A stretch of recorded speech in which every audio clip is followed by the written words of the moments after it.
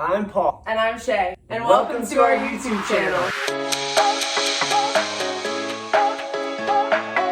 We never planned on starting a YouTube channel. After posting our TikTok, we got so many requests. So here we are. We're by no means professionals, but we want to give you guys what you want to see. And we're doing this for you guys, so if you guys have any suggestions, please let us know in the comments what you guys want to see.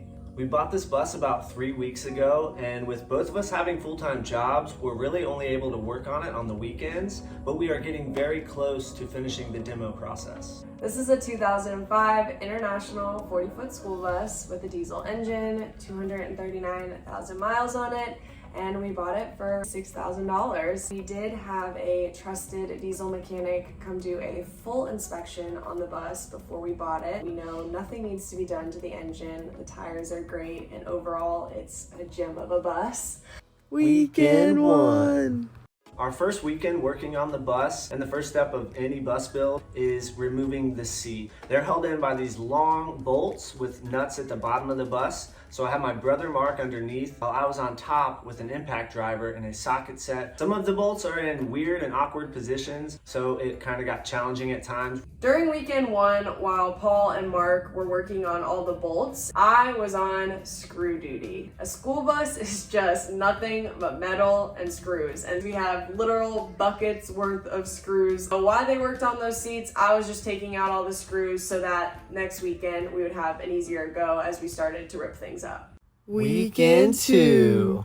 So weekend two, we had to tackle the side panels of the bus and the ceiling panels. We want to replace all the insulation in the bus. In order to do that, we had to remove the panels. The ceiling panels were just all held in by screws, so that was much easier. Panels popped right off, and we were able to get to that insulation up top. The old insulation was not really the quality of insulation that we need. Replacing it with new, higher quality insulation is going to be extremely beneficial for us because condensation is a massive issue in school buses, especially in cold climates where the exterior of the bus is very, very cold while the interior is very warm, and that is going to create a lot of moisture on the inside. In order to avoid a lot of those condensation problems, you have to be very thoroughly insulated. And there's something called thermal bridging, which there's kind of a science to that, and I won't get into that. But basically when highly conductive materials, it will transfer,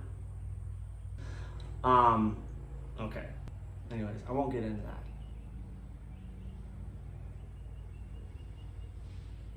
Weekend three.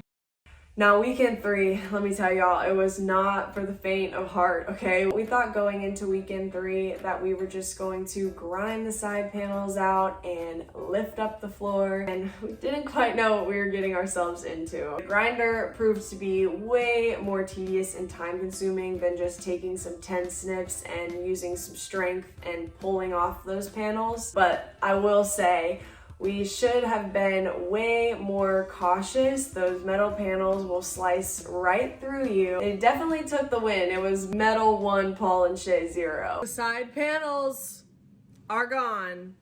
We did it. Hallelujah. Now it's time to start working on the floor. Hallelujah. Yeah, hallelujah is right. Taking off that side panel was, in what we like to call these days, sus. It was sketchy. This will just straight up slice right through you. Definitely should have been in pants. I should have had on way better gloves. I did put on shoes. You know me, I never wear shoes, so that's a big deal. We got a lot of cuts and scrapes, but nothing that won't heal. And now we're gonna go start the flooring. Floors had to come up also, again, because we're going to be insulating underneath all of the wood. We want to get down to the metal frame of the bus, stifle that rust problem on the floor. So we need to grind it up, we need to coat it with a Rust-Oleum paint. That way it's sealed and we'll have no further rust issues. I have been watching Skoolie Conversions for years, and I have never seen the rubber so stuck to the floor. In most Skoolie conversions, they just pull the rubber right up to expose the screws. In some bus conversions, the rubber is just stuck to the metal. There isn't even a wood in between. But for us, man, was that rubber so stuck to the wood. Whatever kind of adhesive they used for that was good quality adhesive. We started to slowly chisel away at the rubber. I am not the best in the patience department.